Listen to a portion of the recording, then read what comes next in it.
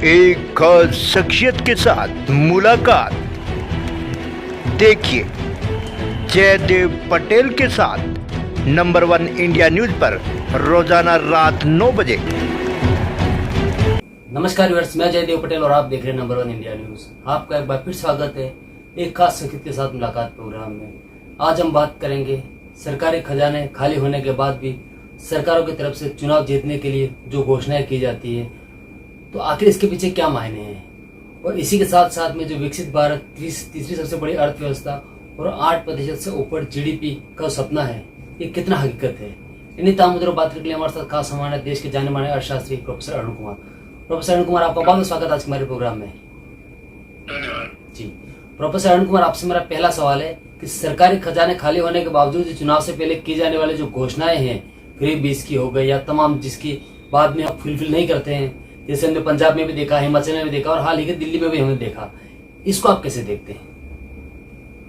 ऐसा है कि हमारे देश में जो नीतियां अपनाई गई वो ट्रिकल डाउन के आधार पे थी, यानी ऊपर ऊपर डेवलपमेंट हो जाएगा और नीचे रिस्क जाएगा। तो इतना कभी रिस्क गया नहीं, तो अभी भी गरीबी बहुत बनी हुई है। तो हमारे जो आम आदमी है उसका जो आज हमारे पॉलिटिशियंस पे और पॉलिटिक्स पे विश्वास उठ गया। तो पॉलिटिक्स और पॉलिटिशियन कहते हैं कि जी हम ये कर देंगे, वो कर देंगे, ऐसा हो जाएगा, वैसा हो जाएगा। वो कहते हैं नहीं, मुझे आज क्या मिलेगा। तो इससे सारी पॉलिटिकल पार्टीज ये इस होड़ में है कि आज वो क्या दे सकती है। तो वो ये कॉम्पिटिटिव पॉलिटिक्स हो गई है कि अगर कोई कहे कि मैं 1000 दूंगा तो दूसरा बोलेगा 1500 दूंगा, तो तीसरा बोलेगा मैं 2000 दूंगा। हाँ, या कोई अगर जगह कि मैं साइकिल दूंगा तो कोई हो सकता है लैपटॉप देने को तैयार हो। हाँ, तो ये कॉम्पिटिटिव पॉलिटिक्स में ये हो गया है कि हमें जीतने के लिए आज कुछ जनता को देना है।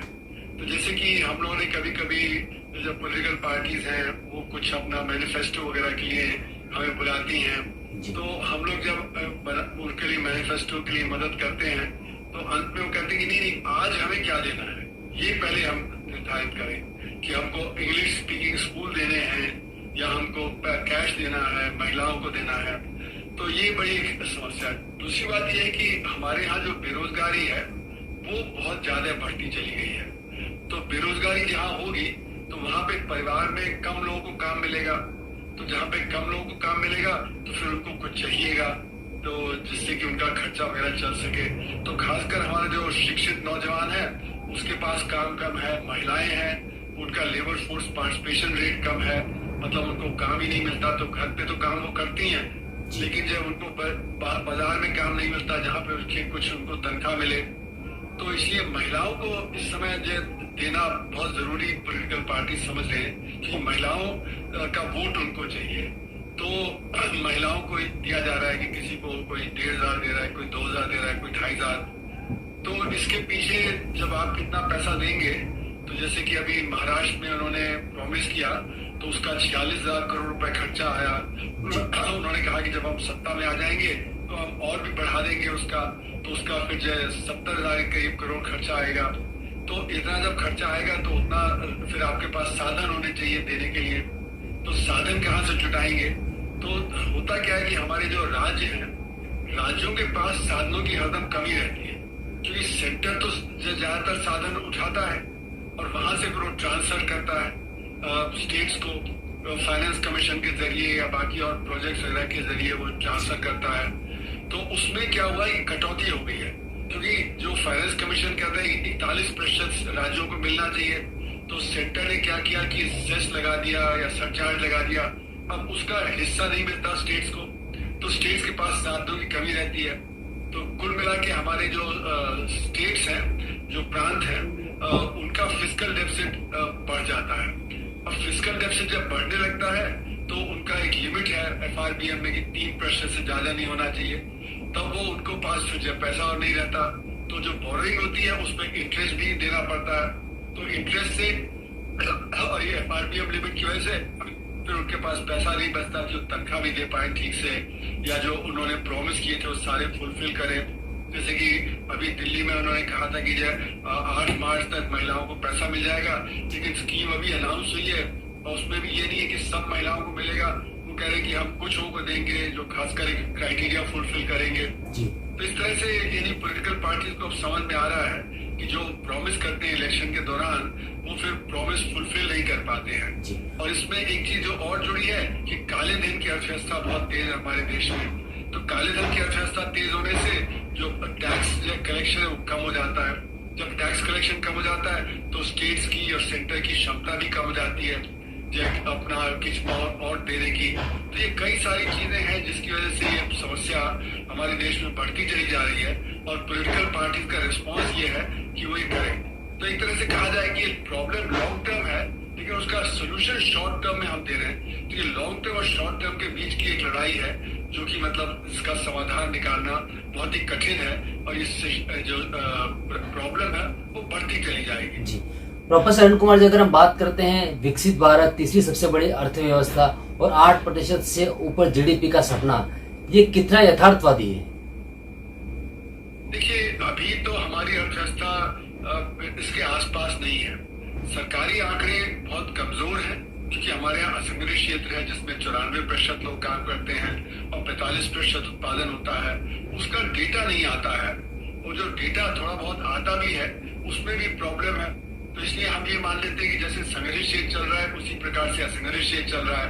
लेकिन असंगठित क्षेत्र तो गिरावट पे है नोटबंदी के बाद से। नोटबंदी ने झटका दिया, फिर आपका जीएसटी ने झटका दिया, फिर उसके अगले साल एनबीएफसी क्राइसिस ने झटका दिया और फिर चौथा झटका आया पैंडेमिक के दौरान जो लॉकडाउन हुआ। तो ये सेक्टर जो है ये गिरावट पे है, ये बढ़ नहीं रहा। तो एक गिरते सेक्टर को हमने प्रॉक्सी कर लिया बढ़ते सेक्टर से। तो ये जो ऑफिशियल डेटा है वो तो सिर्फ संगठित क्षेत्र का या ग्रोथ रेट दिखाता है।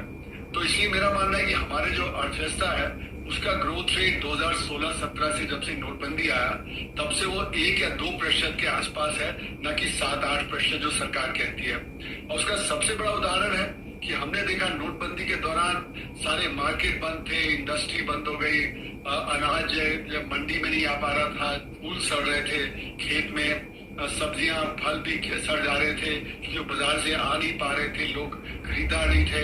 और फिर भी सरकार ने कहा कि नहीं, उसी साल 2016-17 में 8% ग्रोथ रेट थी, जबकि मेरा अनुमान था कि -2% की ग्रोथ थी क्योंकि 5 महीने तक ये चीजें मतलब उथल पुथल में थी, जब प्रोडक्शन नहीं हो पा रहा था वगैरह वगैरह। मैं मार्च 2017 में करीब 5 महीने बाद गया है 2016-17 से जब से ये नोटबंदी हुई। तो उसका मतलब है कि हमारी अर्थव्यवस्था अभी 5वीं बड़ी अर्थव्यवस्था नहीं है, वो अभी भी 9वीं बड़ी अर्थव्यवस्था है।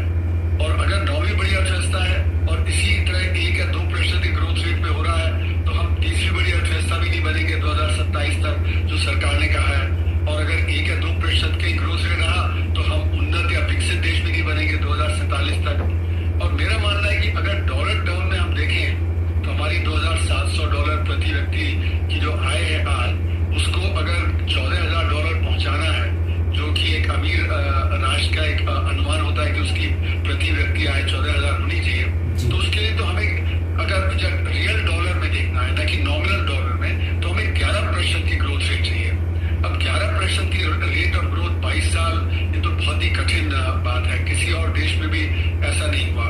तो इसलिए मेरा मानना है कि अभी हम हो सकता है कि अगर हमारा रेट ऑफ ग्रोथ अभी कुछ बढ़ाएं, असंगठित क्षेत्र की तरफ ध्यान दें, तो हो सकता है कि हम धीरे धीरे आगे बढ़ें। लेकिन अभी तो हमारा जो सरकार का जो ध्यान असंगठित क्षेत्र की तरफ नहीं है, वो तो कोशिश कर रही है कि संगठित क्षेत्र को बढ़ाए और असंगठित क्षेत्र को जो झटका ही दे दी जाती है। तो ये जो पॉलिसी में जो गड़बड़ी है उसको जब तक सुधारेंगे नहीं, असंगठित क्षेत्र की तरफ ध्यान नहीं देंगे, तब तक क्या है कि हमारी जो प्रति व्यक्ति आय उतनी बढ़ेगी नहीं। इसीलिए प्रति व्यक्ति आय के हिसाब से हम अभी 140वें स्थान पे हैं, हालांकि हम बिलियनर की संख्या में 30वें स्थान पे हैं। तो हमारे यहाँ बिलियनर की संख्या बढ़ रही है, गैर बराबरी बढ़ रही है। और गैर बराबरी इसलिए बढ़ रही है क्योंकि संगठित क्षेत्र आगे बढ़ रहा है और असंगठित क्षेत्र गिरावट पे है। तो कुल मिला के नीतियां जब तक बदली नहीं जाएंगी तब तक हम इतनी तेजी से आगे नहीं बढ़ पाएंगे कि 2047 तक हम एक उन्नत देश बन जाए। जी। प्रोफेसर अरुण कुमार, आपसे मेरा एक आखिरी सवाल है कि प्रत्यक्ष लाभ अंतरण यानी डायरेक्ट बेनिफिट ट्रांसफर मतदाताओं के साथ राजनेताओं का मनोवैज्ञानिक एक युद्ध है, जहां कहीं न कहीं हम देखते हैं कि चुनाव से 3 दिन पहले मतदाताओं के खाते में सीधे तरीके से 2,000 रुपए ट्रांसफर कर दिए जाते हैं, जिसको लेकर हालांकि अब सुप्रीम कोर्ट में याचिका भी दायर की गई है। देखिए, ये तो जैसे मैंने कहा कि इसलिए किया जा रहा है इलेक्शन के पहले कि लोगों को लुभा पाए, और इसीलिए लोग कहते हैं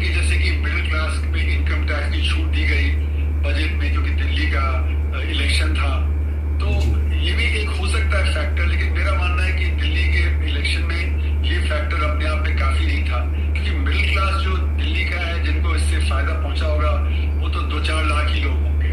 पर ये जो गठबंधन नहीं हो पाया कांग्रेस में और आम आदमी पार्टी में, जिससे कि बहुत छोटी मार्जिन से 12-13 सीटों पे फर्क पड़ गया, ये मुझे लगता है मेजर कारण है। तो अगर हमारा ऑपोजिशन जो है वो अगर अपना गठबंधन ठीक तरह से कर ले तो वो जो जनता के सामने एक जॉइंट फ्रंट पेश करेगा तो भी एक बहुत बड़ा फर्क पड़ जाएगा।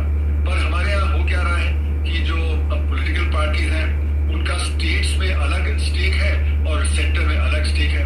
स्टेट्स में कई जगह कांग्रेस का टकराव है जो रीजनल पार्टीज हैं जो इंडिया गठबंधन के साथ हैं, लेकिन सेंटर पे वो नेशनल इलेक्शन में साथ आ गए थे। तो ये एक बड़ी समस्या है हमारी जो ऑपोजिशन पार्टीज की। और जब तक ऑपोजिशन पार्टी साथ नहीं आएगी तब तक वो सरकार के ऊपर दबाव भी नहीं बना पाएंगी। खासकर महाराष्ट्र में इलेक्शन हार गए, हरियाणा में इलेक्शन हार गए, उसका दिल्ली में अब हार गए, उसका एक बड़ा मनोवैज्ञानिक असर भी पड़ता है ऑपोजिशन पे कि वो लगता है कि कुछ उनके पास बचा नहीं है। और जो रूलिंग पार्टी है वो और भी ज्यादा शेयर हो जाती है, वो अपनी मनमानी करती है। तो कुल मिला के हमारे यहाँ जब तक की जो ऑपोजिशन पार्टी जो गठबंधन नहीं करती हैं, वो एक कड़ा ऑपोजिशन नहीं पेश करेंगी, तब तक जो रूलिंग पार्टी मनमानी करेगी और ये कॉम्पिटिटिव पॉलिटिक्स इसी तरह से चलती रहेगी। प्रोफेसर अरुण कुमार जी, आपने हमारे लिए समय निकाला और महत्वपूर्ण जानकारी हमारे साथ साझा करी, उसके लिए आपका बहुत बहुत धन्यवाद।